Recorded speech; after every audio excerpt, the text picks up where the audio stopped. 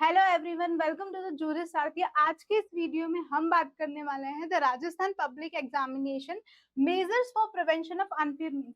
यार, हमने Rajasthan public examination act तो पहले ही पढ़ लिया, फिर हम दोबारा से क्यों पढ़ रहे हैं? दोबारा से इसलिए पढ़ रहे हैं क्योंकि आपने जो पढ़ा था वो एक्ट पढ़ा था 1992 का, और अब इस एक्ट का क्या आ गया? अमेंडमेंट आ गया। और जो अमेंडमेंट आया वो आपका एपीओ वाली जो एग्जाम है उसमें आपसे पूछा जा रहा है।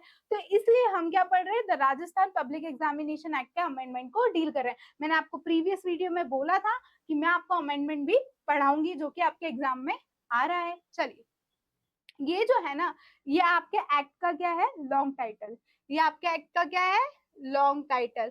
ठीक है, इसके नीचे आपको मिल जाता है, क्या मिल जाता है? Act number. जैसे ये पर्टिकुलर एक्ट का जो भी एक्ट नंबर है, इस पर्टिकुलर एक्ट का एक्ट नंबर क्या है? Act number 6। ठीक है, क्या है? Act number 6। तो ये दोनों चीजें मिलके आपका जो बनता है ना, ये आपका बनता है लॉन्ग टाइटल। क्या बनता है? Long title. चलिए, अब हम बात कर लेते हैं इस एक्ट को स्टार्ट करने से पहले सुपर 30 मूवी की। ठीक है, सबकी सुपर 30 मूवी जो है फेवरेट होगी। कहीं ना कहीं हर किसी को उससे मोटिवेशन आता है, किसी तरीके के, अरे नहीं यार टीचर बनेंगे तो ऐसे ही बनेंगे, ठीक है, नहीं यार स्टूडेंट होना चाहिए तो ऐसा होना चाहिए। इतना मोटिवेशन और इतना जोश आता है, बस वो एक दिन के लिए रहता है। जब तक हमने मूवी देखी, थोड़ा सा रोना गाना कर लिया उसके बाद। लेकिन मैं यहाँ पे ये मूवी का जिक्र क्यों कर रही हूँ, आइए मैं आपको बताती हूँ। देखो, हम किसकी बात कर रहे हैं? हम बात कर रहे हैं सुपर 30 मूवी की। किसकी बात कर रहे हैं? सुपर 30 की। और सुपर 30 में एक सर हैं, आनंद कुमार। कौन है? आनंद कुमार। ठीक है, ये जो आनंद कुमार सर है, ये बच्चों को क्या बोलते हैं? ये बच्चों को बोलते हैं कि कोई भी एग्जाम हो, ठीक है, आईआईटी, जेई, हम कैसे क्रैक कर सकते हैं? हम अपने टैलेंट, ईमानदारी और मेरिट के बेसिस पे कर सकते हैं। कैसे कर सकते हैं? टैलेंट, ईमानदारी और मेरिट के बेसिस पे। तो ठीक वैसे ही आपका ये जो पब्लिक एग्जामिनेशन एक्ट है ना, ये भी क्या बोलता है कि आप कोई भी एग्जामिनेशन को अपने फेयर मीन से दो, अपने टैलेंट के बेसिस पे दो, अपने मेरिट के बेसिस पे दो, ना कि क्वेश्चन पेपर लीकेज करके, ठीक है, ना ही अनफेयर मीन्स को यूज करके। तो इस एक्ट का मेन पर्पस क्या है? ठीक है, द राजस्थान, ठीक है, तो इस एक्ट का भी मेन पर्पस क्या है कि हम जो एग्जाम कर रहे हैं ना, उनको क्या करना है? अनफेयर मीन्स से देना है। ठीक है, किसी भी तरीके का अनफेयर मीन्स यूज नहीं करना है, सॉरी, फेयर मीन्स से देना है। ठीक है, तो इस एक्ट का भी मेन ऑब्जेक्टिव क्या है? टू प्रोहिबिट, प्रिवेंट करना है क्या? Leakage of question paper. क्या करना है? लीकेज ऑफ क्वेश्चन पेपर को प्रिवेंट करना है,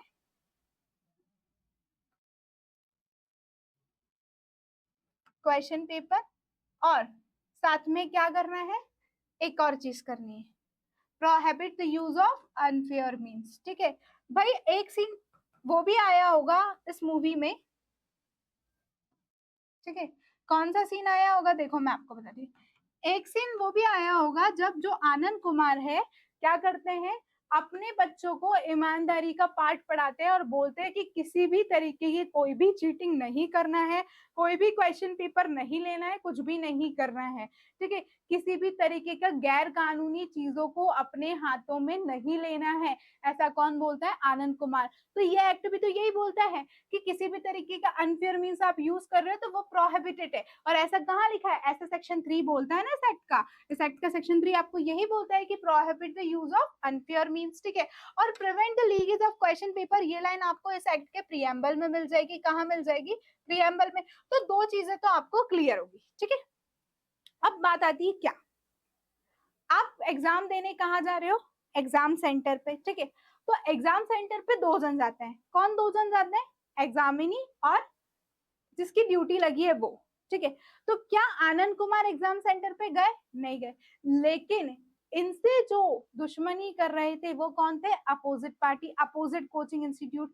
ठीक है, हम उस कोचिंग इंस्टीट्यूट का नाम रख देते हैं घनश्याम दास। जो घनश्याम दास वाली कोचिंग इंस्टीट्यूट है ना, वो कहीं ना कहीं इनको लग रहा था, क्या लग रहा था कि नहीं यार, आनंद कुमार बहुत स्ट्रांग टीचर है और उसके बच्चे भी स्ट्रांग है, वो एग्जाम निकाल लेंगे। तो वो क्या करते हैं? क्वेश्चन पेपर अपने बच्चों को प्रोवाइड करते हैं। कौन? घनश्याम दास। अब वो कैसे करते हैं? एक एग्जाम के पहले ही क्वेश्चन पेपर उनको डिस्क्लोज कर देते, तो आप जो है उनकी पोजीशन में आ जाते क्वेश्चन पेपर। अब जो घनश्याम दास है, कौन है? घनश्याम दास मतलब अपोजिट कोचिंग वाले। कौन है? अपोजिट कोचिंग वाले,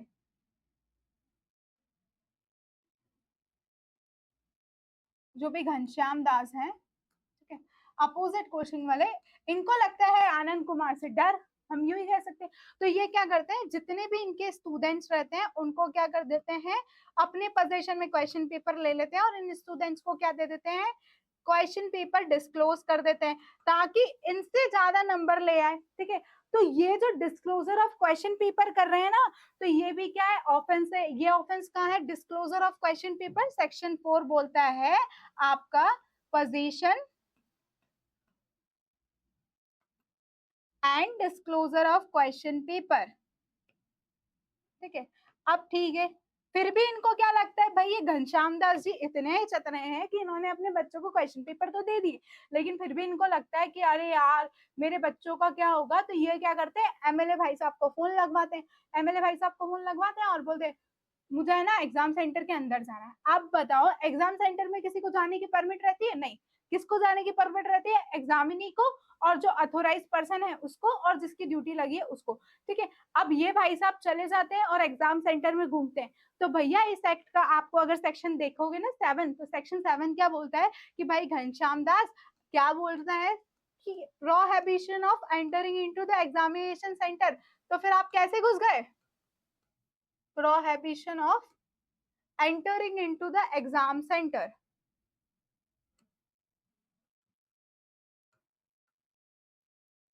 तो फिर आप घनश्याम दास जी आप कैसे जा रहे हो? भैया आनंद कुमार ने तो मेहनत करके पढ़ाया था तो उनको इतना डर नहीं है, लेकिन आपने तो पढ़ाया और बच्चों से पैसे भी लिए, फिर आपको इतना डर क्यों है? उल्टा आपने क्वेश्चन पेपर भी दे दिए, लेकिन फिर भी आप घुस गए। तो आपने क्या कर दिया, section 7 prohibition to enter into the examination centre. अब जो मैनेजमेंट है, जो इंस्टीट्यूशन है, उन्होंने घनश्याम दास को एंटर होने की परमिशन दी, तो उन्होंने भी क्या किया, ऑफेंस किया। और उन्होंने ऑफेंस कहाँ किया, सेक्शन 9 में। अब ये जो इंस्टीट्यूशन था, इस इंस्टीट्यूशन में एग्जाम चल रही थी, ठीक है, ये इंस्टीट्यूशन है, यहाँ एग्जाम कंडक्ट हो रही थी। इस इंस्टीट्यूशन को सजा मिलेगी सेक्शन 9 में। सेक्शन 9 क्या बोलता है, offences bye the management institution और अदर। अगर कोई मैनेजमेंट को इंस्टीट्यूट एग्जाम करता है तो क्या होगा, ये बात बोलता है आपका सेक्शन 9। तो बस आज के इस वीडियो में हम कितने फ्रैक्शन पढ़ेंगे, सेक्शन 10 तक। सेक्शन 10 तक क्यों पढ़ेंगे, क्योंकि आपके एपीओ के सिलेबस में सिर्फ सेक्शन 10 तक ही बोला है।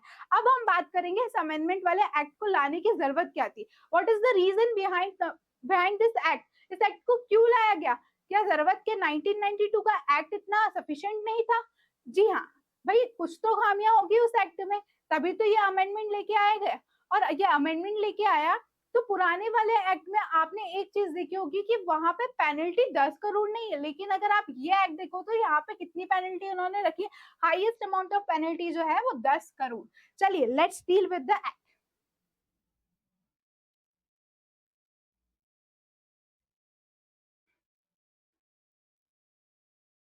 ठीक है, एक्ट का नंबर कौन सा है, 6, यानी ये 2022 का 6वां एक्ट है। ये 6 नंबर का एक्ट जो है ये एक्ट। अब आता है receive the assent of governor on 5th day of April. ठीक है, गवर्नर की असेंट इनको कब मिली, 5th ऑफ अप्रैल को मिली। कब मिली, 5th ऑफ अप्रैल में। एक चीज तो क्लियर रख लो कि भाई हम एग्जामिनर को अप्रैल फूल नहीं बना सकते, इसलिए उन्होंने 5th ऑफ अप्रैल को क्या कर दिया, प्रेसिडेंट के गवर्नर की असेंट ले लिया और जल्दी से जल्दी क्या कर दिया, एग्जाम इस एक्ट को एनफोर्स में लाने की कोशिश जारी कर दी। Notified on official gazette, official gazette में क्या कर दिया, 6 ऑफ अप्रैल को ही इन्होंने पब्लिश कर दिया, यानी गवर्नर की एसेंट ले ली 5 ऑफ अप्रैल को और नोटिफाई कर दिया 6 ऑफ अप्रैल को, और 12 अप्रैल को क्या कर दिया, फोर्स में ला दिया। क्या कर दिया, फोर्स में ला दिया। भाई इन्होंने अप्रैल का महीना बहुत सही चुना है ताकि हमको आगे बच्चे अप्रैल फूल ना बना सके, इसलिए ये एक्ट अभी से ले आओ। ठीक है, टोटल नंबर ऑफ सेक्शंस कितने, टोटल नंबर ऑफ सेक्शंस कितने, 20। और शेड्यूल, इस एक्ट में आपको 2 शेड्यूल मिलेंगे, वो दोनों ही शेड्यूल आपके डेफिनेशन के पर्पज से बहुत इंपॉर्टेंट है।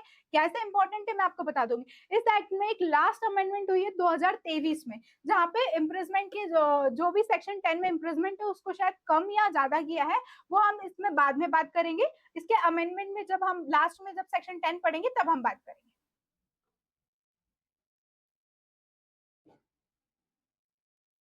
ठीक है, देखो, बिल लाने से पहले, ठीक है, बिल लाने से पहले मैं आपको बता दूं इसके डेफिनेशंस के बारे में, जब हम बात करेंगे तब मैं आपको बताऊंगी, ठीक है। Bill, the Rajasthan state government has brought the bill that amend the Rajasthan public examination prevention of unfair means act 1992, ठीक है। अब मैंने आपको पहले बोला था कि मैं जब आपको एक्ट पढ़ाऊंगी ना, तो मैं आपको डिफरेंसेस बताऊंगी कि क्या रीजन था इसके पहले कि 1992 के एक्ट को हमको अमेंड करना पड़ा और अमेंडमेंट लाना पड़ा। तो देखो, ये जो राजस्थान गवर्नमेंट ने क्या करा, बिल लेके आए, कौन सा, Rajasthan public examination prevention of unfair means act को अमेंड करने के लिए वो क्या लेके आए, एक बिल लेके आए, ठीक है। The new amendment is intended to give the government the power to exclude the public examination from the previous act, ठीक है। पुराना वाला जो एक्ट था ना, पुराने वाले एक्ट में टोटल कितने सेक्शन थे, 8 सेक्शन, लेकिन जो उसका 8th वाला सेक्शन देखोगे ना, उसमें अमेंडमेंट हुई थी, और वो अमेंडमेंट कैसे हुई थी, आपके एग्जामिनेशन से आई थी। तो उसमें कहीं भी आपको एक्सक्लूड वर्ड मिला था क्या, नहीं मिला था। अगर मिला भी था तो वो 2022 के अमेंडमेंट से आया था। तो आपका सेक्शन 8 क्या बोलता है, देखो, वो आपको बोलता है सेक्शन 8 कि किसी भी एग्जाम को इंक्लूड करने का पावर किसके पास है, स्टेट गवर्नमेंट के पास है। ऐसा हमने कहा पढ़ा था, ऐसे तो पब्लिक एग्जामिनेशन एक्ट 1992 वाला पढ़ रहे थे ना, लेकिन वहां पे कहीं भी एक्सक्लूड वर्ड लिखा था। तो जो नया एक्ट है ना, उसके लाने का पर्पस ये है कि सपोज कोई एग्जाम का प्राइवेटाइजेशन हो जाता है, ठीक है, या फिर कोई एग्जाम को हटा दिया जाता है इस एक्ट के प्रीव्यू से, तो ऐसा कहीं प्रोविजन ही नहीं है कि हटाने का। तो इसलिए हम क्या लेके आए हैं, ये एक्ट लेके आए हैं, the new amendment to give the government power कि वो एक्सक्लूड कर सकता है public examination from the preview of this act, कि कोई पब्लिक एग्जामिनेशन को वो हटा सकता है इस एक्ट से। चलिए, ठीक है। The new bill public Rajasthan public examination prevention of unfair means, ठीक है, यहाँ पे थोड़ा सा करेक्शन कर लेना, the new bill Rajasthan public examination measures for prevention of unfair means of recruitment amendment bill 2020 proposes to amend the existing section of act. इसमें क्या करा, सबसे पहले जो है क्या जरूरत थी इनको अमेंड करने की, सेक्शन 8। सेक्शन 8 क्यों अमेंड करने की जरूरत थी, ये मैंने आपको पहले भी अभी बताया। सेक्शन 8 क्या था, provide the state government to include the schedule any public examination. Section 8 ये बोलता है कि ये पावर किसके पास है, कि किसी शेड्यूल को ऐड करने का स्टेट गवर्नमेंट के पास पावर है। लेकिन फिर मैंने आपको बोला कि यहाँ पे एक्सक्लूड की बात नहीं करी गई है, और एक्सक्लूड की बात कहाँ जाके करी इन्होंने, 2022 के अमेंडमेंट से करी। मतलब इतने दिन तक ये पहले सो रहे थे, फिर जग गए, फिर इन्होंने अमेंडमेंट ला दिया, in respect of which it considered necessary to apply the provision of this act। इस रिस्पेक्ट में क्या होगा कि इसमें अब एक्सक्लूड वर्ड को भी ऐड किया जाएगा, फिर इस एक्ट को अप्लाई किया जाएगा। But the problem is the fact that there is no provision of exclusion. मैंने अभी आपको बताया कि प्रॉब्लम क्या है, कि एक्सकल्शन का कोई प्रोविजन नहीं है of any public examination of the said act, ठीक है। Therefore the state government has considered it expedient that the executive should also have the power to exclude it. तो इसीलिए स्टेट गवर्नमेंट ने क्या बोला कि एग्जीक्यूट, ठीक है, क्या बोला गया कि एग्जीक्यूटिव के पास भी ये पावर है, कौन सा पावर है, कि वो एक्सक्लूड कर सकता है किसी पब्लिक एग्जामिनेशन को फ्रॉम द साइड एक्ट, अगर ये जरूरी हुआ तो, ठीक है। ये बात भी बोली गई है कि any public examination to be govern by the new enactment, अगर ऐसा है कि कोई पब्लिक एग्जामिनेशन नए इनैक्टमेंट से गवर्न होना चाहती है तो वो यहाँ से एक्सक्लूड भी हो जाएगी। तो ये चीज जो है सबसे अच्छी चीज है, जो अब तक नहीं थी, वो यहाँ पे लाके ऐड कर दी, ठीक है। प्रपोजल ऑफ अमेंडमेंट, अब क्या होगा, proposal of amendment, along with the proposal of amendment 1992, the state government also bringing the new law effective measures, ठीक है। अब क्या हुआ कि नए लॉ के साथ साथ इन्होंने सेक्शन 8 को तो ठीक कर दिया, लेकिन उसके बाद भी इन्होंने क्या करा, कुछ नए चेंजेस भी लेके आई। नए चेंजेस कैसे, जैसे फाइन की पेनल्टी ज्यादा इंपोज कर दी, पहले लीनियंट प्रोविजन थे, अब थोड़े से स्ट्रिक्टर प्रोविजन कर दिए, ठीक है। तो measure to prevent the offences of leakage of question paper and use of unfair in public examination, ठीक है। अगर रिक्रूटमेंट से रिलेटेड कोई भी, ठीक है, रिक्रूटमेंट के एग्जाम, जैसे डिग्री, मतलब कोई डिग्री वाली बात नहीं है, रिक्रूटमेंट की हो रही, मतलब कोई पोस्ट की एग्जाम हो रही पर्टिकुलर, तो उसमें अगर कोई लीकेज ऑफ क्वेश्चन पेपर होता है या अनफेयर मेजर्स होते हैं, तो उसके लिए क्या है, यहाँ पे पेनल्टी और फाइन भी लेके आए हैं अच्छा खासा। फिर हम बात करते हैं Rajasthan public examination measures for prevention of unfair means, ठीक है। इन रिक्रूटमेंट एक्ट 2022, एक्ट नंबर कौन सा है? 6 ऑफ 2022। असेंट कब मिली थी गवर्नर की? 5th डे ऑफ अप्रैल। मैंने आपको पहले ही बता दिया था, ये आपका लॉन्ग टाइटल है, ठीक है। एन एक्ट, अब इस एक्ट के प्रियम्बल में जाने से पहले पहले इसका प्रियम्बल समझ लेते हैं, फिर मैं आपको डेफिनेशन का फॉर्मूला बताऊंगी, ठीक है। To provide effective measures to prevent and curb the offence of leakage of question paper. पहली चीज उन्होंने क्या बोली कि लीकेज ऑफ क्वेश्चन पेपर को प्रिवेंट करना, ठीक है। क्या करना? लीकेज ऑफ क्वेश्चन पेपर को प्रिवेंट करना। To prevent and curb the offenses of leakage of question and use of unfair means at the public examination recruitment of under the state government। अगर state government की कोई recruitment की exam हो रही किसी post के लिए या किसी ऑटोनोमस बॉडीज की, तो फिर क्या होगा? उसके लिए अनफेयर मीन्स नहीं होना चाहिए, ये हमें सुनिश्चित करना है, ठीक है। Boards of corporation to provide designated code, और हम क्या करेंगे? इनके लिए एक अलग से कोड भी बनाएंगे ताकि ये जो मैटर है ना जल्दी से जल्दी सॉल्व हो जाए for the matters connected with. इन्हीं मैटर्स के लिए क्या होगी? कोड भी फॉर्म होगी। ये आपका क्या बोलता है? प्रियम्बल बोलता है, ठीक है।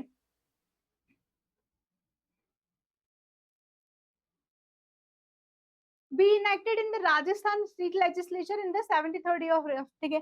भैया इन्होंने एक एक्ट बनाया था 1992 में, अब इन्होंने क्या बनाया? आजादी के 73 साल बाद 73rd ईयर में अब ये जाके अमेंडमेंट लेके आए उस एक्ट का, ठीक है। अब इसके बाद आती है आपकी short title, extend, commencement and definition, ठीक है। उसके पहले मैं आपको क्या बताना चाहती हूँ? उसके पहले मैं आपको एक ट्रिक बताना चाहती हूँ। अब वो कौन सी ट्रिक? देखो मैं आपको ट्रिक कौन सी बताना चाहती हूँ, फिर हम short title, extend and commencement पढ़ेंगे।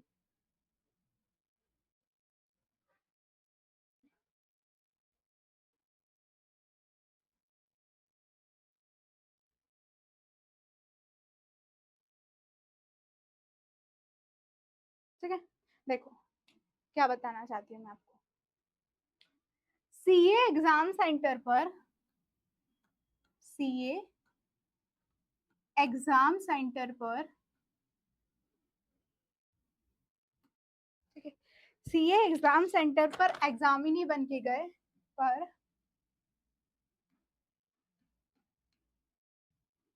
एग्जामिनी बन के पहुंचे,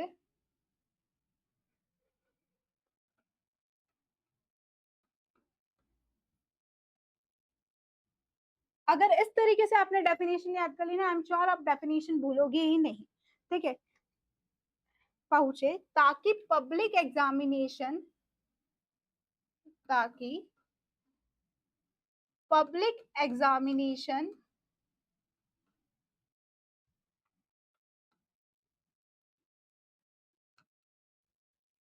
अनफेयर मीन्स से हो सके, अनफेयर मीन्स से हो सके, ठीक, ताकि एग्जामिनेशन जो है वो अनफेयर मीन्स से हो सके। अब ये तो मैंने लिख दिया, पर इससे डेफिनेशन का क्या कनेक्शन? तो मैं आपको बताती हूँ इससे डेफिनेशन का क्या कनेक्शन, ठीक है। सीए से पर्पस है आपका 2A। 2A आपका क्या बोलता है? Conduct of public examination. क्या बोलता है? Conduct of public examination.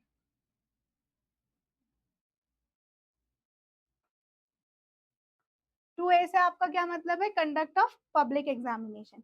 दूसरी चीज फिर आपके क्या बोलता है? ये ए, तो ए कौन हो गया? आपका 2 clause B हो गया। 2 clause B बोलता है आपका एग्जाम अथॉरिटी। क्या बोलता है? Exam authority. मतलब अगर आपको अथॉरिटी भी याद आ गया तो इस एक्ट के नाम से ही आप समझ जाओगे यहाँ पे कौन सी बात हो रही है? आपकी एग्जाम अथॉरिटी की बात हो रही है। फिर दूसरी चीज क्या बोली गई है यहाँ पे? Exam centre. तो ये क्या हो गया आपका एग्जाम सेंटर? 2 clause C। क्या हो गया आपका? 2 clause C। ये बन गया आपका एग्जाम सेंटर। नेक्स्ट आता है एग्जामिनी। एग्जामिनी कौन? हम, मतलब हम क्या गए? पेपर देने गए, ठीक है। अब क्या होता है कि पहुंचे ताकि पब्लिक एग्जामिनेशन, अब ये किसकी बात होगी? पब्लिक एग्जामिनेशन, 2E, ठीक है। ताकि एग्जाम क्या हो सके? अनफेयर मीन से हो सके, तो अनफेयर मीन्स कहा आ गया? 2F। हो गए आपके सारे डेफिनेशन के प्रोविजन।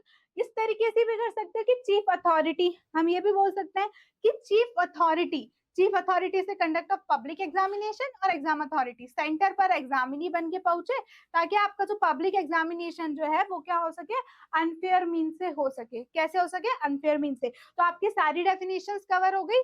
कोई, मुझे नहीं लगता कि यहाँ पे आपको एक भी डेफिनेशन कवर नहीं होगी, और आपको सारी एग्जाम जो डेफिनेशन है वो याद हो जाएगी, क्योंकि यहाँ पे लाइन से प्रोविजन है भैया। 2A 2B 2C 2D 2E और 2F, ये हमने सारा कवर कर लिया। ठीक है, अब आते हैं इसके short title, extent and commencement पे।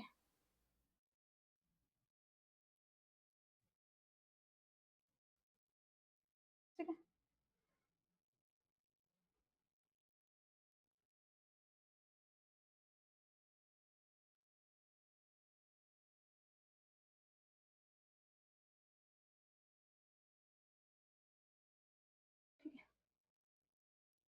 चलो short title, extent and commencement पे आते हैं हम।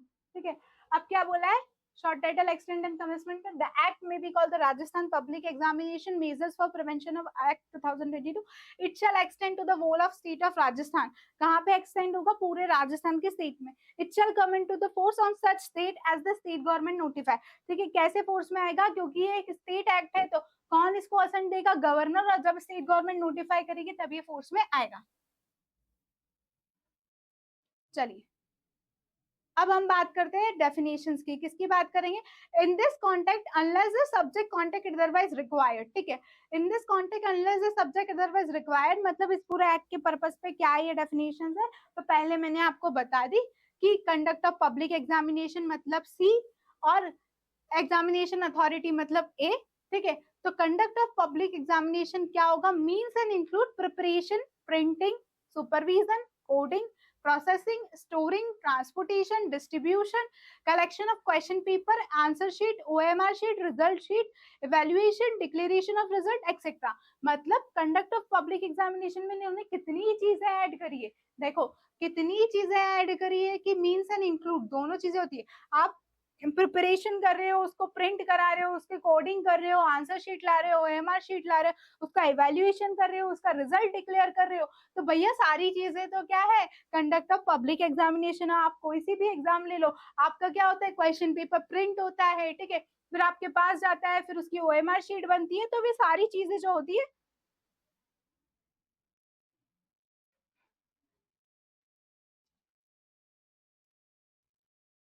तो वो सारी तो वो सारी चीजें होती है ना आपकी। तो ये क्या होता है आपका कंडक्ट ऑफ पब्लिक एग्जामिनेशन। दूसरी बात बोलिए एग्जाम अथॉरिटी। एग्जाम अथॉरिटी कौन होगी, देखो मैंने आपको बोला था कि इस एक्ट में दो शेड्यूल देके रखे हैं, वो दोनों ही शेड्यूल आपके डेफिनेशन के पर्पज से बहुत इंपॉर्टेंट है। तो यहाँ पे बात हो रही है एग्जाम अथॉरिटी, कौन सी अथॉरिटी, जो कि स्पेसिफाइड है आपके शेड्यूल 1 में। कहाँ स्पेसिफाइड है, आपके शेड्यूल 1 में। चलिए नेक्स्ट डेफिनेशन देखते हैं। एग्जामिनेशन सेंटर मीन्स इंस्टीट्यूशन और पार्ट देयर ऑफ और एनी अदर प्लेस फिक्स्ड। ठीक है, एग्जामिनेशन सेंटर क्या सेंटर होगा, देखो इसके पहले वाला जो हमने एक्ट पढ़ा था 1992, वहां पे भी सेंटर कौन सा होगा, एग्जामिनेशन सेंटर, उसकी डेफिनेशन दी थी। यहाँ पे भी अगेन मैं आपको बताऊंगी कि क्या होता है कि एनी इंस्टीट्यूशन और पार्ट देयर ऑफ और एनी अदर प्लेस, कोई भी इंस्टीट्यूशन या उसका पार्ट, ठीक है, और एनी अदर प्लेस या उससे जो अटैच्ड है वो प्लेस जो फिक्स्ड की गई है आपकी पब्लिक एग्जामिनेशन के लिए, वो आपका पूरा एग्जामिनेशन सेंटर होगा। और इसमें वहां पे दो चीजें बोली गई थी आपको, मीन्स एंड इंक्लूड। यहाँ पे वो बोला है कि इंक्लूड क्या होगा, पूरा प्रेमाइसेस अटैच्ड हियर टू, उससे उस बिल्डिंग से रिलेटेड जितना भी प्रेमाइसेस है वो आपका एग्जामिनेशन सेंटर कहलाएगा। ठीक है, अब एग्जामिनी क्या है, means a person who has been granted permission by the concerning authority to appear in the public examination include a person authorised to act. Examinee मतलब हम, ठीक है, जितने भी बच्चे नेट में अपीयर हुए वो क्या है, एग्जामिनी है। उनको परमिशन किसने दी थी, फॉर्म भरते वक्त क्या दी थी, यूजीसी एनटीए ने परमिशन दी थी, जो भी अथॉरिटी जो भी बॉडी कंडक्ट कराती उन्होंने उनको परमिशन दी थी ताकि वो एग्जाम में अपीयर हो सके, तो वो क्या बन गए, एग्जामिनी बन गए। ठीक है, अब बात करते हैं हम पब्लिक एग्जामिनेशन की। किसके बारे में बात करेंगे हम? पब्लिक एग्जामिनेशन के बारे में। और 2E आपका क्या बोलता है? Public examination means an examination for the purpose of recruitment of an post under the state government including autonomous bodies authorities proportion specified the schedule. फिर से आपके शेड्यूल 2 की बात कर दी कि पब्लिक एग्जामिनेशन कौन होगी? जो आपके शेड्यूल 2 में जितनी भी बॉडीज कंडक्ट करा रही है वो आपकी पब्लिक एग्जामिनेशन के अंडर आएगा। ठीक है, नेक्स्ट बात करते हैं आप अनफेयर मींस इंक्लूड। ठीक है, अनफेयर मींस में क्या क्या आता है? ठीक है, अनफेयर मींस में क्या क्या आता है? यहाँ पे दो बातें बोली है और ये आपके प्री के पर्पज से बहुत इंपॉर्टेंट है। ठीक है, दोनों ही चीजें बोली, in relation to the examinee और in relation to the person. Examinee मतलब हमारे लिए और in relation to the person मतलब कोई थर्ड पर्सन भी हो सकता है। ठीक है, in relation to an examinee to take unauthorise help in the public examination. ठीक है, क्या करना? अनऑथोराइज हेल्प लेना किसमें? पब्लिक एग्जामिनेशन में। फ्रॉम एनी पर्सन और ग्रुप डायरेक्टली और indirectly from any material return recorded copy. आप किसी भी तरीके की क्या कर रहे हो? हेल्प ले रहे हो, से किसी ग्रुप से ले रहे हो या डायरेक्टली या इनडायरेक्टली ले रहे हो, किसी मटेरियल के फॉर्म में ले रहे हो, ठीक है, कि प्रिंटेड कॉपी के फॉर्म में ले रहे हो, जिस भी फॉर्म से आप ले रहे हो वो क्या माना जा रहा है? अनफेयर मीन जा रहा है। और any unauthorise electronic mechanical instrument. ठीक है, या आप क्या कर रहे हो? कोई वायरलेस इक्विपमेंट जो अथोराइज नहीं है आप उसकी हेल्प ले रहे हो तो वो भी क्या माना जाएगा? अनफेयर मीन्स माना जाएगा। ठीक है, वहां पे भी हमने देखा कि कोई वायरलेस आप यूज कर रहे हो, कोई गैजेट यूज कर रहे हो तो भी वो क्या माना जाएगा? अनफेयर मीन्स माना जाएगा। अब इसमें देखो, हिचकी मूवी में भी आपने क्या देखा होगा कि वो पंचर वाले दादा उनको पेपर दे देते हैं, तो वो पेपर देते वो अनफेयर मीन्स से ताकि वो चीटिंग कर सके, लेकिन वो चीटिंग नहीं करते तो वो भी क्या माना जाएगा? अनफेयर मीन्स में आ जाएगा आपके।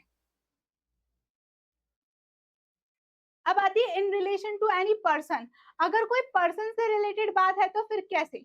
ठीक है, तो टू इम्पर्सोनेट और लीक, अटेम्प्ट टू लीक और conspire to leak question paper. ठीक है, आप क्या कर रहे हो? कोशिश कर रहे हो क्वेश्चन पेपर लीक करने की। ठीक है, कौन कर रहा है? कोई थर्ड पर्सन भी हो सकता है या कोई भी पर्सन हो सकता है कि अथॉराइज पर्सन भी हो, तो लीक कर रहा है क्वेश्चन पेपर। प्रोक्योर और attempt to procure possess, attempt to possess the question paper in unauthorised method. आप क्या कर रही हो? किसी भी तरीके से क्वेश्चन पेपर निकलवा रहे हो और निकलवाने के बाद क्या कर रहे हो? आप क्वेश्चन पेपर अनऑथराइज मैनर में उनको दे रहे हो तो भी क्या माना जाएगा? अनफेयर मीन्स माना जाएगा।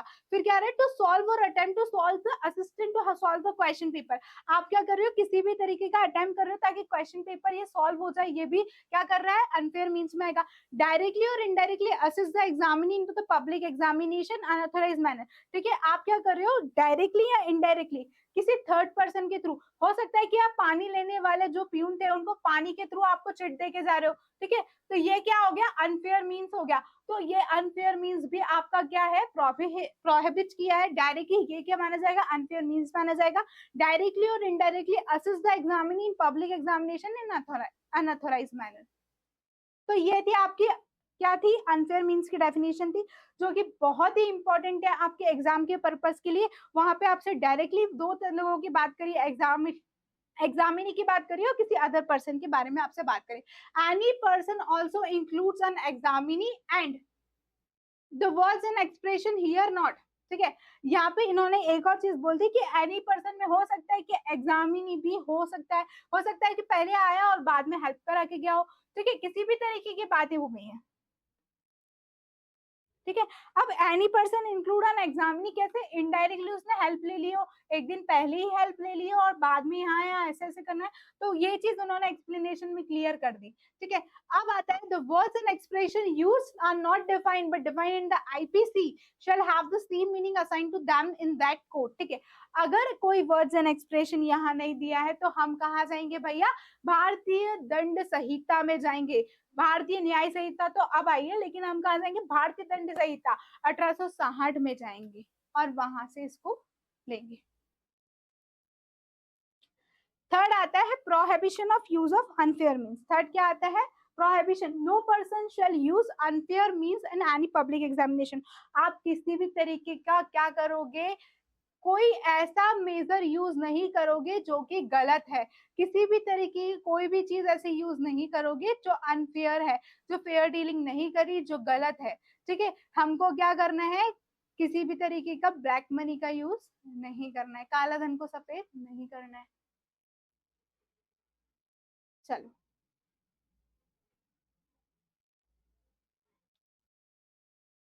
हम किसकी बात करेंगे? Position and disclosure of question paper. किसकी बात करेंगे? Position and disclosure of question paper.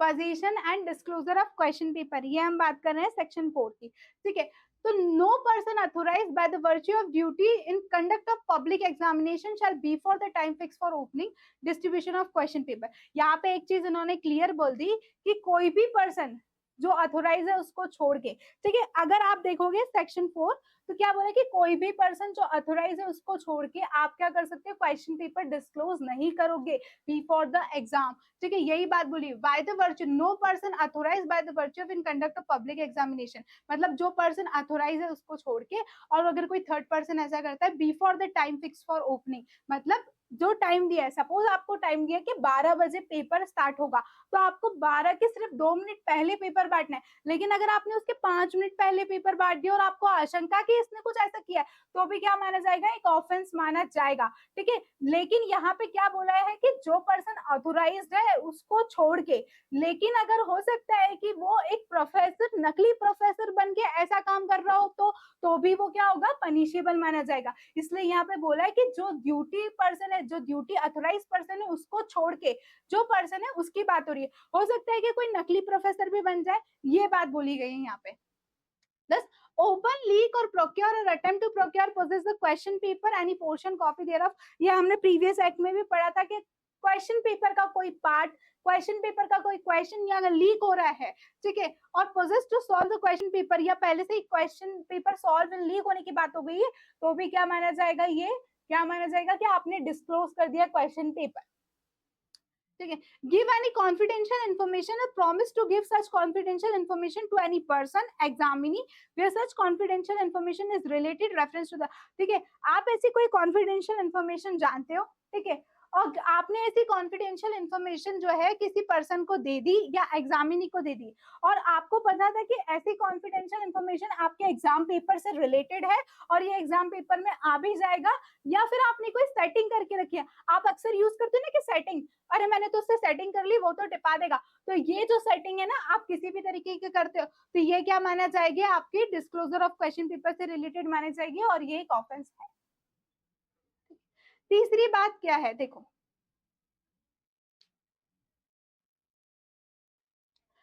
Section 5 आता है prevention of leakage of the person interested or engage in examination work.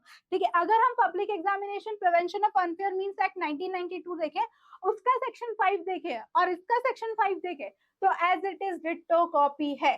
ठीक है, किसका कॉपी है? चलो, प्रिवेंशन ऑफ अनफेयर मींस का कॉपी है, उस कौन से वाले एक्ट का? 1992 का एज इट इज कॉपी है। ये बोला कि जो ट्रस्ट की पोजीशन पे है उनको छोड़ के बोला गया है। No person who is interested or engage with any work pertaining to the public examination, यानी कि जिनको नो पर्सन हटा दो, जो इंटरेस्टेड है उनको छोड़ के जो इंटरेस्टेड नहीं है उनकी बात की गई है, except where is permitted by the virtue of duty to do so directly और इनडायरेक्टली। जहां पे वो ड्यूटी से परमिटेड है तो ठीक है, लेकिन अगर ड्यूटी से परमिटेड नहीं है, वो किसी भी तरीके के क्वेश्चन पेपर क्या कर रहा है? प्रकट कर रहा है और make known to the any other person, और दूसरे बच्चों को बता रहा है, दूसरे पर्सन को बता रहा है, या किसी भी तरीके की इंफॉर्मेशन भी दे रहा है which has come to his knowledge, जो उसके नॉलेज में है, क्वेश्चन पेपर से रिलेटेड नॉलेज में है, तो भी क्या माना जाएगा कि उसने क्या करा है? अनफेयर मीन्स का यूज किया है और क्या करा है? लीकेज ऑफ क्वेश्चन पेपर किया है। और ये सेक्शन किसकी बात करता है? Prevention of leakage of question paper. देखो, अगर हम सेक्शन 4 देखें और सेक्शन 5, दोनों में एक चीज तो क्लियर है कि जो अथोराइज पर्सन है उनको छोड़ के, ठीक है, अब हो सकता है कि कभी कभी कोई अथोराइज पर्सन बन के भी आ जाए, है ना?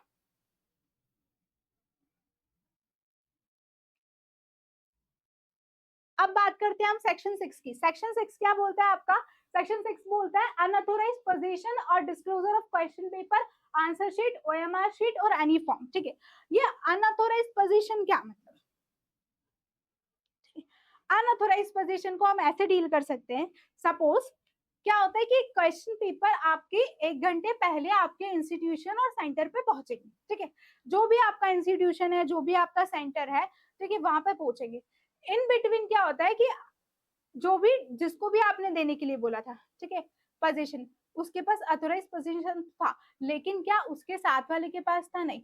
तो वो क्या करता है, अपने साथ वाले को लेके जाता है। अब साथ वाले को लेके जाता है तो उसने पहले ही सेटिंग करके रखी रहती कि मैं आपको इसके पहले ओएमआर शीट दे दूंगा, क्वेश्चन पेपर दे दूंगा, अपने हिसाब से फिल कर लेना। तो ये हो जाता है आपका अनअथोराइज पोजीशन। अनअथोराइज पोजीशन और डिस्क्लोजर ऑफ क्वेश्चन पेपर। और उसी समय जब वो ला रहा था तो रास्ते में क्या हो गया, रास्ते में क्या हो गया, उसने चुपचाप से निकाल लिया, भैया वो जब तक चाय पीनी है कुछ भी। ऐसे कभी कोई नहीं रुकता है जब आप क्वेश्चन पेपर लेके जा रहे हो, लेकिन हो सकता है कि कुछ ऐसी सिचुएशन अराइज हो, ठीक है, we are dealing with situation, और क्या हो गया कि क्वेश्चन पेपर वहां से लीक हो गए, तो क्या माना जाएगा, ये भी क्या माना जाएगा कि आपने अनऑथोराइज तरीके से क्या करा है, क्वेश्चन पेपर को डिस्क्लोज किया है, ओएमआर शीट को डिस्क्लोज किया है किसी भी फॉर्म में। No person who is not lawfully authorise, ठीक है, ये लॉफुली अथोराइज तो नहीं था भैया, गाड़ी का ड्राइवर भी अथोराइज तो था, ठीक है, उसके बाद और permitted by the virtue of his duties to do so, तो उसकी ड्यूटी थी ये करने की, लेकिन क्या उसके साथ वाले की ड्यूटी थी? नहीं थी, ठीक है।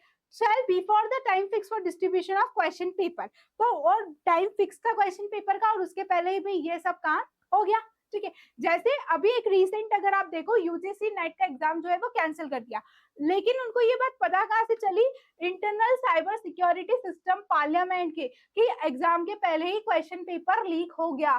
तो हो सकता है कि कुछ ऐसा ही हुआ हो, तो हम सेक्शन 6 को उससे रिलेट कर सकते हैं। अब प्रोक्योर और अटेम्प्ट टू प्रोक्योर पोजेस दस question paper OMR sheet and any portion, ठीक है, यही बात बोल दी कि क्या करते हैं, या तो उसकी कोशिश भी करते हैं या उसके पार्ट के निकालने की, उसके पोर्शन की या किसी भी फॉर्म की ओएमआर शीट को, तो अभी वो क्या माना जाएगा, आपने क्वेश्चन पेपर डिस्क्लोज किए हैं।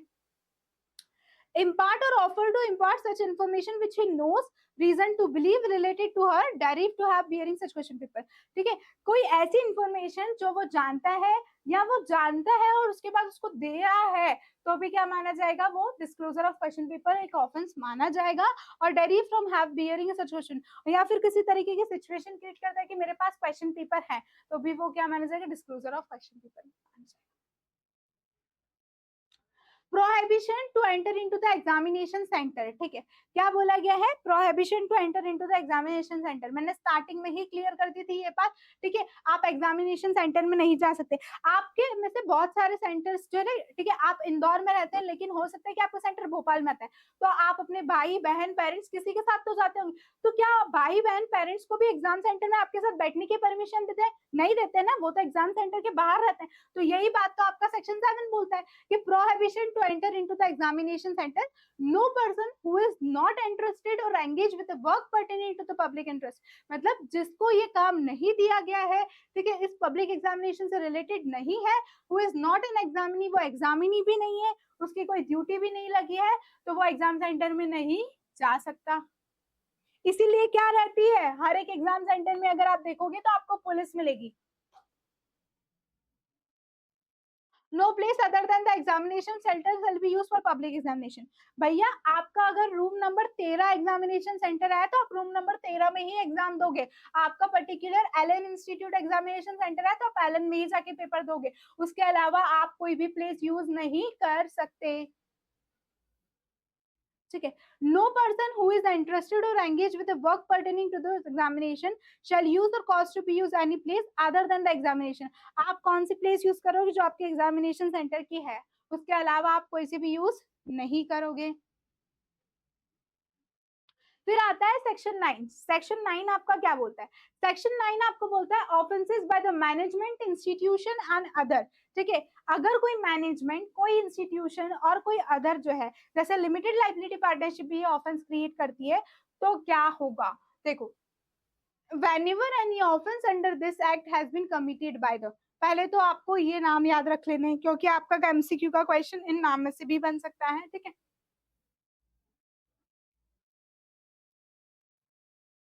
क्या बोला गया है, मैनेजमेंट, किसकी बात हो रही है, management, institution, limited liability partnership, ठीक है, लिमिटेड लाइबिलिटी पार्टनरशिप और अदर्स, यहाँ पे कितनी बात हो रही है, 4 जनों की बात हो रही है, management, institution, limited liability partnership और अदर्स, ठीक है, was in charge or was responsible to the management institution limited response or other for the conduct of business management or institution, ठीक है, जो इस चीज के लिए रिस्पॉन्सिबल है, जो इस चीज का कंडक्ट को तो मैनेज करती है, ठीक है। For the conduct of business of management institution of limited liability partner as well as management institution of partnership of other shall be deemed to be guilty of offense, तो उनको क्या माना जाएगा, गिल्टी माना जाएगा, उनको क्या माना जाएगा, गिल्टी माना जाएगा, and shall be liable to be punish accordingly, और वो क्या जाएंगे, क्या किए जाएंगे, पनिश किए जाएंगे।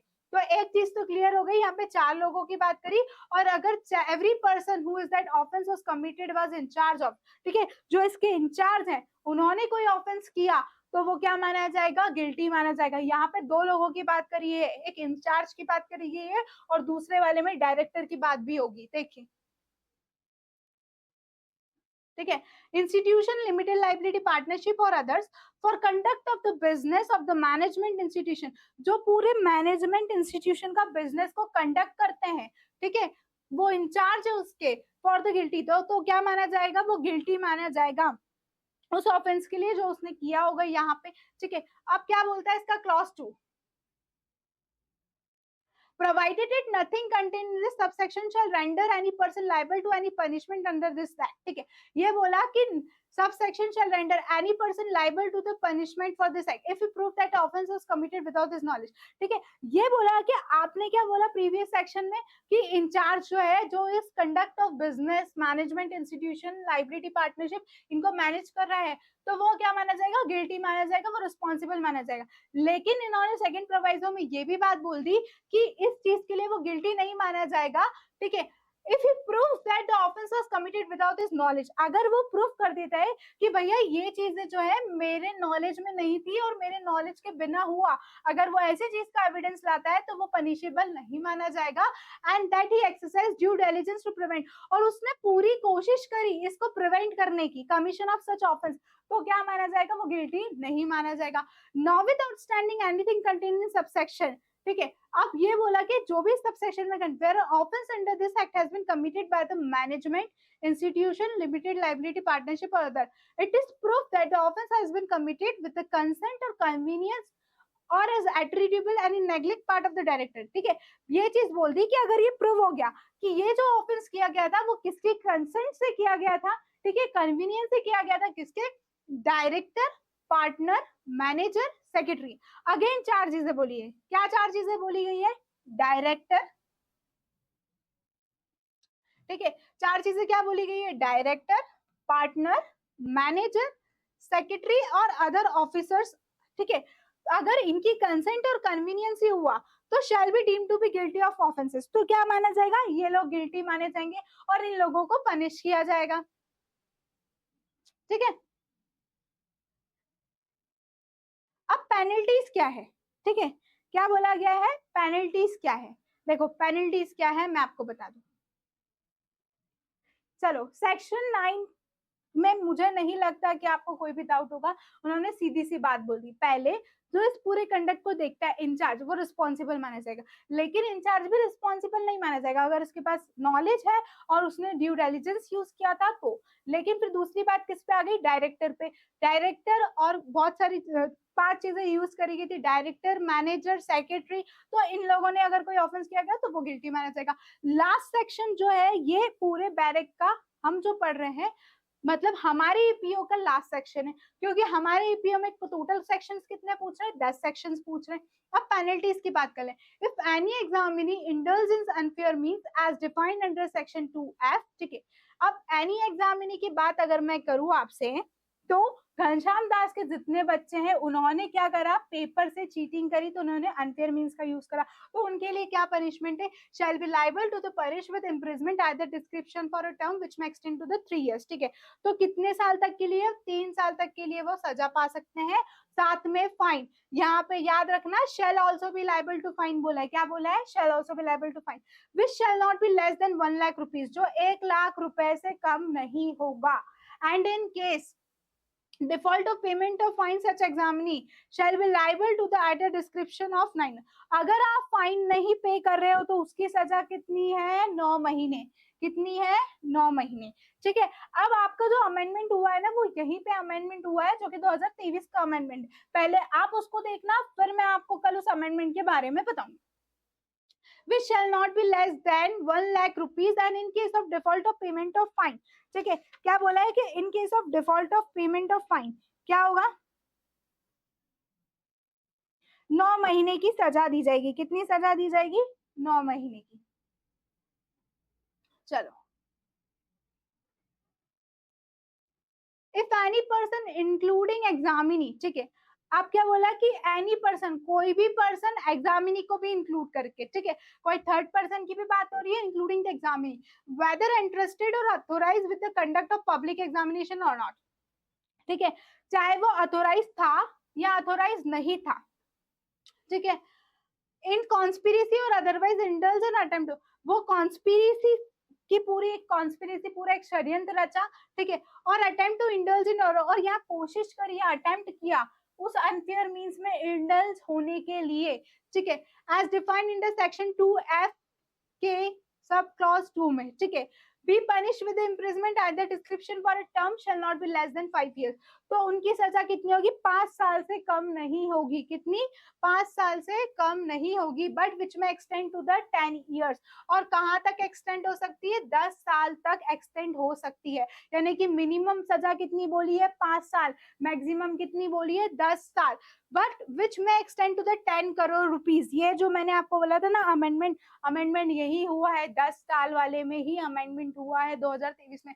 और क्या बोला है, which may extend to the 10 crore rupees, मतलब क्या बोला है कि नो शेल कितना बोला है, 1 लाख, मतलब शेल के साथ कितना जोड़ा है, 1 लाख, और मे के साथ कितना जोड़ा है, 10 करोड़। ये चीज याद रखो कि शेल के साथ 1 लाख, मतलब आपको मिनिमम सजा कितनी बोली है, 5 साल, मैक्सिमम कितनी बोली है, 10 साल, साथ में क्या बोला है, 1 लाख रुपए फाइन, क्या बोला है, 1 लाख रुपए fine, but which may extend to the 10 crore rupees, और कितना एक्सटेंड हो सकता है, 10 करोड़ रुपीज तक एक्सटेंड हो सकता है। In case of default of fine shall be liable to the 2 year। देखो पिछले वाले में क्या था कि अगर आप डिफॉल्ट करते हो तो कितनी सजा है, फाइन पे नहीं करते तो 9 महीने, लेकिन अगर आप यहाँ डिफॉल्ट करते हो तो कितनी सजा है, 2 साल, कितनी है, 2 साल। shall also be liable to the punish imprisonment either description for a 2 year।